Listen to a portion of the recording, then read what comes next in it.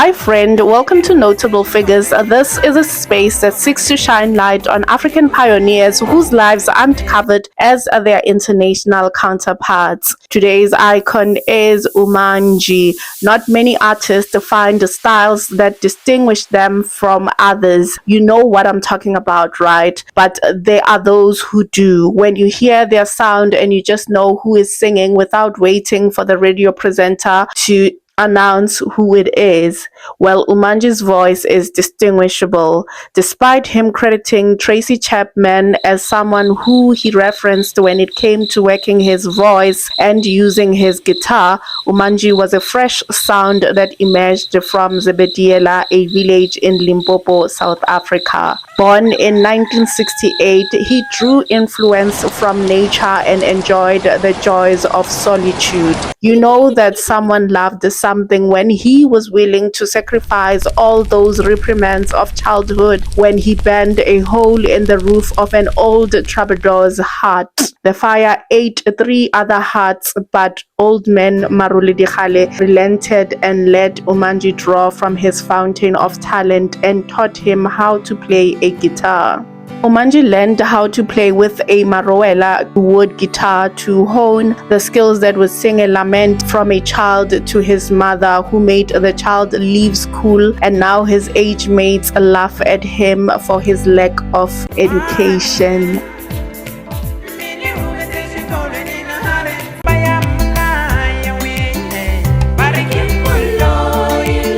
Listening to Umanji, one can't deny that Africa does have influential artists with distinctive, rich sounds such as Mahotela Queens, Steve Kekana, Keifa Simenya, Oliver Mtukudzi. These greats were among other African artists who influenced the Nsati Unitekelenwana singer. However, before Umanji would bring us these lamentations, Umanji faced hurdles. His mother did not endorse his singing career. She banned her son's guitar and insisted that he pursue an education so he could secure himself a proper job.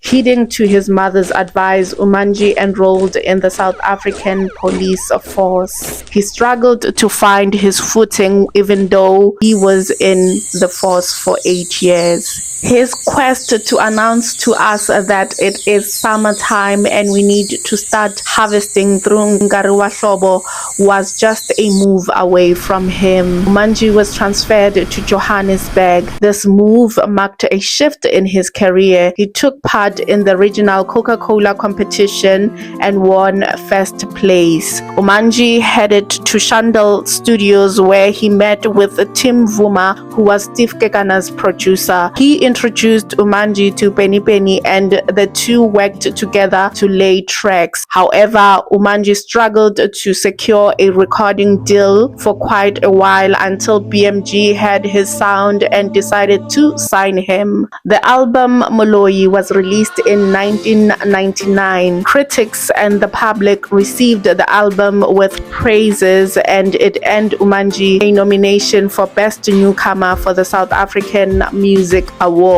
It is the sounds of water, wind, and animals that help me figure out my melodies, Umanji said when he was asked about his inspiration. Despite the positive reception, the well soon dried out for Umanji. But not being one to back down from challenges, he returned with his second album, untold, where he retained his authenticity with songs like Shinwana na Shinwana. Umanji released the album Ndlala in 2003. In 2006, Umanji faced financial turmoil despite being with Sony BMG for 6 years. The media published the artist's medical condition and exposed that he was HIV positive. Even though Umanji was unwell, he tried to perform and he could not perform, and he felt alienated because of the illness, and he tried to go back to Sony, but Sony refused to work with Umanji again, stating that his contract had expired. There is so much talent in South Africa, but most of these stories are just like, the ending is just heartbreaking. On the 28th of February 2008,